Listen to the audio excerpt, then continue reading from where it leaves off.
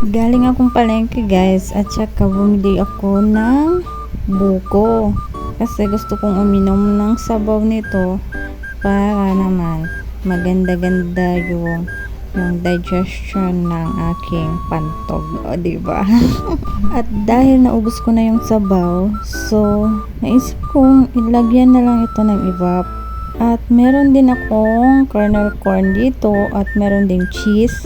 So, nilagyan ko na lang din guys. Diba para medyo marami na sila. At yung cheese naman na nabuksan ko na ay nilagay ko sa plastic para hindi siya tumitigas yung ibabaw, diba? Naranasan nyo na yun guys. Yung matigas na yung ibabaw, hindi na siya pwedeng gamitin. So, ako nilagyan ko ng plastic, diba? So, meron din ako ditong condense na nasa sachet lang. So, nilagyan ko din siya ng condense at 2 Bear Brand. At talagang napakasarap. Yung 40 pesos lang dapat yung gastos mo, pero napadami pa tuloy. Diyos ko dahil.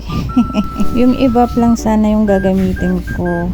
Pero naisip ko dapat kalahati lang. Pero inubos ko na lang guys kasi baka masayang guys, hindi na naman magamit sa ref. At nung nakita ko naman yung kernel corn, dapat kalahati lang din yung gagamitin ko doon. Pero inubos ko na lang din para kasi baka mag-expired lang sa ref. At yun, yung isang Bear Brand lang dapat yung gagamitin ko. Pero 2 na lang kasi parang hindi pa ako masyadong satisfied sa lasa. Nilagyan ko din yan guys ng apple nung sinerve ko na. Diba? Let's eat!